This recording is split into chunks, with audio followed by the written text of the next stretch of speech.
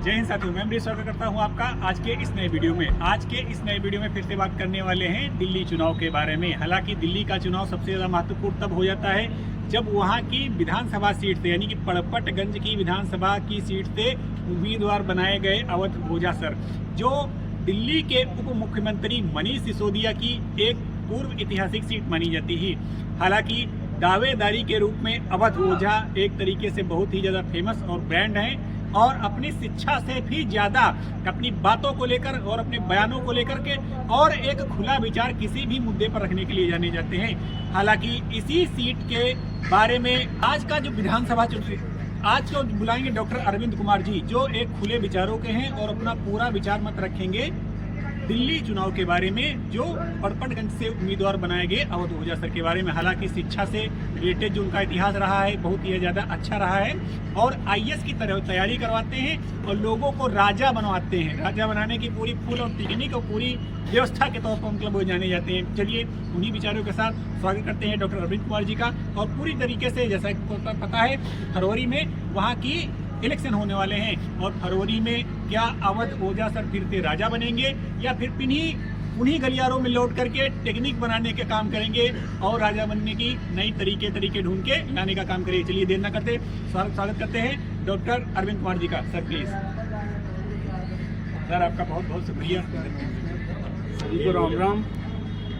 आज का जो सर टॉपिक रहेगा, हम आपसे जानकारी लेना चाहेंगे दिल्ली चुनाव के बारे में। दिल्ली चुनाव के बारे में जहां पर अवध ओझा सर पड़पटगंज से उम्मीदवार बनाए गए हैं मनीष सिसोदिया की ऐतिहासिक सीट से। मनीष सिसोदिया की ऐतिहासिक सीट से उसी के बारे में आप क्या कहना चाहेंगे? क्या अवध ओझा सर फिर से वहाँ पर झाड़ू चलाने में अच्छे मतलब माने जाएंगे या क्या रहेगा वहाँ पर? जिस तरीके से जनता का मूड बना हुआ है वहाँ पर, देखिए क्या उनकी शिक्षा का जो गाइडेंस रहेगा वो अच्छा है? सर ये प्लीज़ बताइए थोड़ा सा। देखिए आप भी जानते हैं और हम भी जानते हैं और कई भी सदस्य भी जानते हैं इस चीज़ को कि अवध ओझा सर जो थे एक यूपीएससी अपनी संस्था चलाते थे और वो कई राजा बनाया करते थे।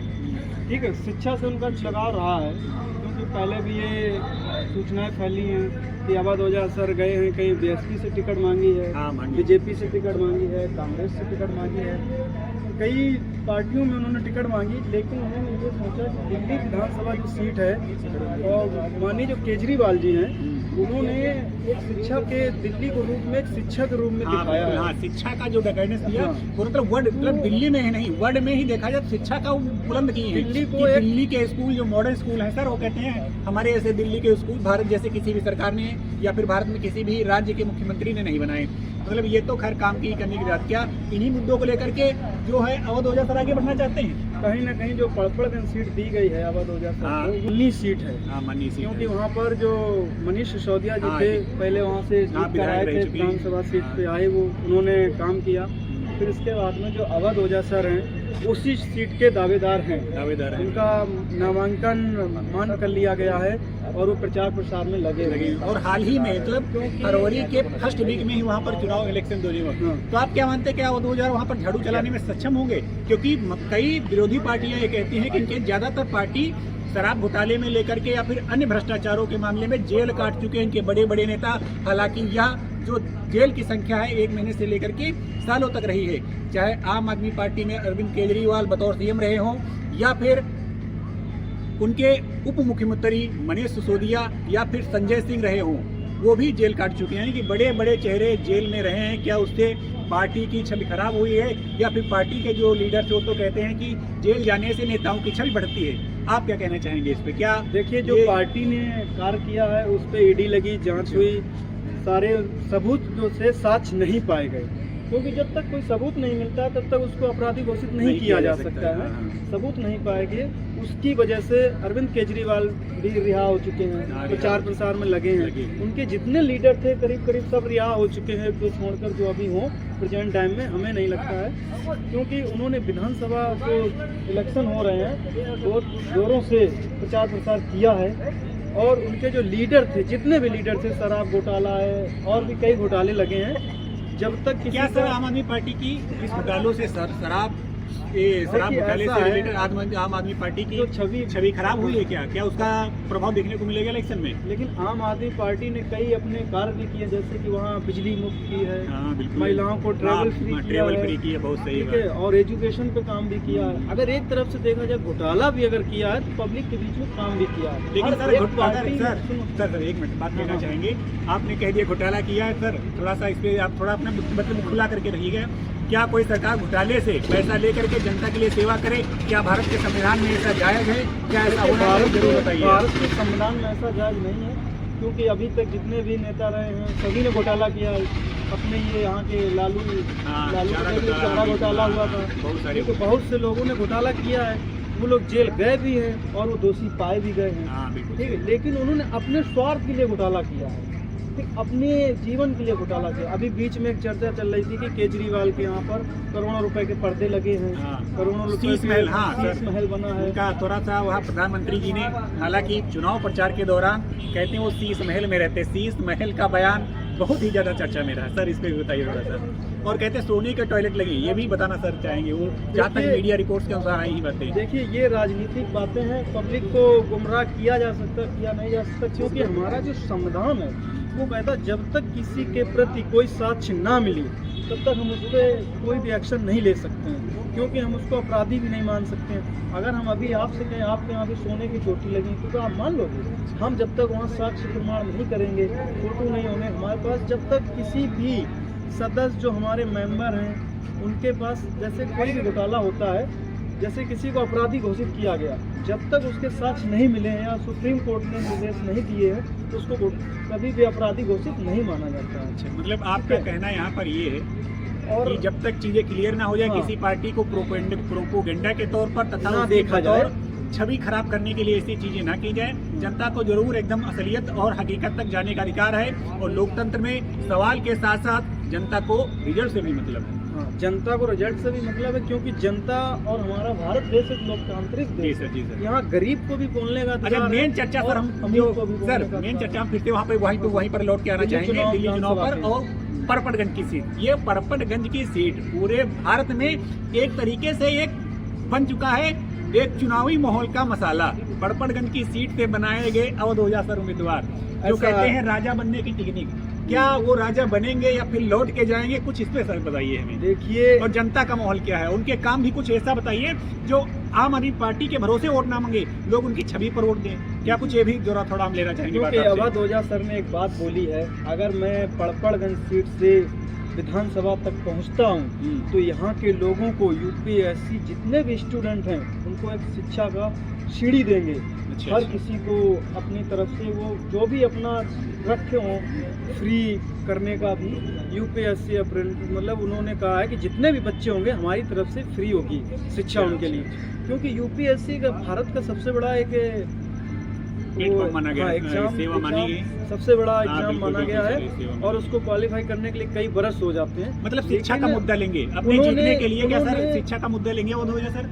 जी ले सकते हैं, क्यों नहीं ले सकते। और सर क्या ये आप ये बताना चाहेंगे कि आम आदमी पार्टी से टिकट लेना क्या उनकी मजबूरी थी? कांग्रेस में भी जा सकते थे, समाजवादी पार्टी में जा सकते थे, हालांकि बीजेपी से नजदीकियां इनकी देखी गई और माना ये भी जाता कांग्रेस के पास भी गए, और इन्होंने खुले मंच बतौर कह दिया कि बहन जी ने इनसे कहा कि लड़ने के लिए, पर बहन जी की बात का सम्मान करते हुए इन्होंने पार्टी से टिकट लेने के लिए मना कर दिया बसपा से।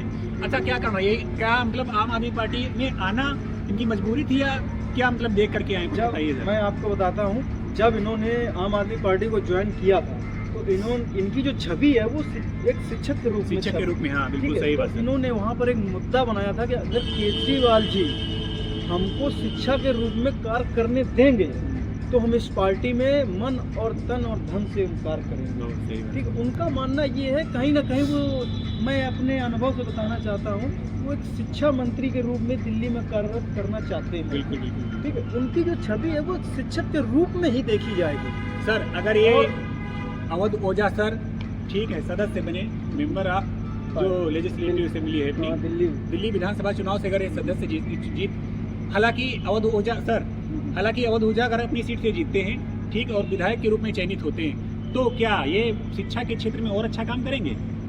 मानना तो यही है कि इन्होंने जो पार्टी को ज्वाइन किया है शिक्षा वो को शिक्षा को लेकर ही ज्वाइन किया है, क्योंकि उन्होंने साफ खुले मंचों से कहा था कि मुझे राजनीति से कोई मतलब नहीं। हालांकि उन्होंने अभी उन्होंने- हालांकि एक बयान उन्होंने अभी दिया है हाँ। कि रामचरितमानस पर भारत का कोई भी प्रकांड विद्वान हाँ। आकर के हमसे खुला बहस करे, ऐसे जैसे चैलेंज के रूप में आप किस पार्टी को दे रहे हैं, मतलब क्यों ऐसे कह रहे हैं? देखो, ज्यादातर अगर उन्होंने चैलेंज किया है तो उनको करना चाहिए। एक शिक्षक का दायित्व यही है कि हर प्रश्नों का उत्तर दे। दे बिल्कुल जब सही बात। उन्होंने चैलेंज किया है तो उनको करना चाहिए। कोई ऐसा विद्वान हो इंडिया में तो अवध ओझा के पास जाए और उस चैलेंज को स्वीकार करे। अगर ऐसा नहीं है तो मैं ये मानता हूँ कि अवध हालांकि ओझा सर, सर जी। रामचरितमानस के प्रखंड विद्वान माने जाएंगे। ठीक है। क्योंकि और उन्होंने सर एक बात इंडिया और, को- हालांकि उनकी ट्रोलिंग भी बहुत होती है। हम्म। एक हिमांशु तिवारी है, आप लोगों को देखते हैं, वो गमछा उमछा डाल करके मखमल डाल करके उनकी जो मिमिक्री करता है, मतलब एक वो हाँ, छोटे अवध ओझा छोटे सर- अवध ओझा के नाम से हाँ, फेमस जानते है। हैं हम। आप इसके बाद मतलब ट्रोलिंग का थोड़ा सा लुत्फ उठाते हैं लोग, या फिर ये सही है? ट्रोलिंग को लेकर के आलोचनाओं में क्या थोड़ा सा उनको बेनिफिट मिलेगा इससे? बेनिफिट ये होता है, जो आलोचनाएं की जाती हैं कभी कभी आलोचनाएं ही दर्शक तक पहुंचाई जाती हैं। ठीक है, वो आलोचनाएं दर्शक तक पहुंचती हैं, किसी के नेगेटिव पॉइंट में पहुंचती है, किसी के पॉजिटिव पॉइंट में पहुंचती। ऐसे ही किसी ने आपने देखा हो कि मोदी जी का भी आलोचनाएं होती हैं, बिल्कुल बिल्कुल। उनकी भी होती है और योगी जी की भी होती है। तो राजनीति है और यहाँ पर बोलने का अधिकार हर किसी को है। ठीक सर, एक सर लास्ट सवाल लेना ये चाहते हैं कि आपकी नज़र में कौन सा नेता अच्छा है, राहुल गांधी, अरविंद केजरीवाल, समाजवादी पार्टी के प्रमुख अखिलेश यादव जी, या फिर प्रधानमंत्री मोदी जी? देखिए, ये तो राजनीतिक मुद्दे हो गए। आपने जो बड़े बड़े चेहरे लिए हैं, हाँ, तीनों इनका- अलग अलग पार्टी से हैं, हर देखिए, पार्टी के विचार की नीतियाँ अलग हैं, तो कोई सभी- एक नाम बताइए सर। सभी के विचार अलग अलग हैं और देखा जाए काम के कार्यरत, क्योंकि हम किसी को नेगेटिव भी नहीं कह सकते, किसी को पॉजिटिव भी नहीं कह सकते, क्योंकि सबका जो एक मकसद होता है पब्लिक का भी, वो होता है कार्य किसने किया शिक्षा के क्षेत्र में, स्वास्थ्य नहीं के सर, एक क्षेत्र नाम तो में। बताना पड़ेगा आपको, केजरीवाल या अगर फिर- वैसे देखा जाए, केजरीवाल ने जो शिक्षा के क्षेत्र में काम किया वो सर्वोपरि, अलग मतलब हाँ, सर्वोपरि है। अगर विकास के बाकी रूप- बाकी नेताओं ने भी सर हाँ, हाँ। बहुत काम किया। विकास के रूप में देखा जाए तो वो माननीय अखिलेश यादव जी हैं। विकास के रूप में यूपी का देखिए आप, ठीक है। और इंडिया पे अगर देखा जाए, जैसे आपने जम्मू कश्मीर का कभी दौरा किया हो, बिल्कुल सही वहाँ बात, बहुत पर बड़ी बात कह दी सर आपने। मोदी हाँ। जी ने बहुत सी चीज़ों का विकास किया है, तो उनको भी एक सराहना दी जा सकती है इस चीज़ को। ठीक। और माननीय केजरीवाल जो थे, राहुल गांधी जी, जी उन्होंने जो अपना प्रचार प्रसार किया जोरों शोरों से, उसमें हाँ, लोगों एक को बहुत ही, जागरूकता हाँ, हुई जागरूकता राजनीति फैली। की, लोग उनके पीछे जुड़े। जुड़े। ठीक, मोहब्बत पार्टी की दुकान, अपना एक स्लोगन हाँ। उन्होंने दिया था, मोहब्बत की वो दुकान, उनका एक- उससे प्रभाव पड़ा। हालांकि पड़ा। देखा जाए तो इस सब ये जो वक्तव्यों से, नारों से कांग्रेस पार्टी थोड़ा सा हाँ, बढ़ोतरी में और आई वो है। समाज में जाके, दुकानों पे जाके एक प्रचार प्रसार अपना कर रहे हैं। और मतलब लोगों- राहुल गांधी आने वाले समय में ग्रोथ और ज्यादा वो करेंगे। दिखा रहे हैं कि मैं भी एक सामाजिक कार्यकर्ता हूँ, और उन्होंने कई सालों से रहे हैं राजनीति में, और उनका मानना यही है कि जब तक आम पब्लिक से ना जुड़ा जाए तब तक राजनीति बेकार है, उसको जुड़ना चाहिए आम पब्लिक से। बहुत बहुत धन्यवाद सर, आपने अपना टाइम दे दिया और आपने खुले विचारों से अपने विचार प्रस्तुत किए हमारे दर्शकों के लिए। हालांकि आपका एक तीसरा प्रोग्राम का वीडियो है, हमारे प्रोग्राम चैनल पर आकर के अपना टाइम देते हैं, उसके लिए आपका बहुत बहुत धन्यवाद। एक बात हमारी जनता को भी थोड़ा सा हाय हेलो बोलिए, और वीडियो को ज़्यादा से हेलो, ज़्यादा से सभी लाइक को शेयर राम कीजिए। राम। सभी से कहना है, चैनल को सब्सक्राइब करें, कमेंट करें, और इसको आने वाले अपडेट को डेली से डेली उस बेल आइकन को जरूर दबाएं। जो अपडेटेड वीडियो होंगे वो आपके पास आते रहेंगे। धन्यवाद। ठीक, जय हिंद सर, जय हिंद।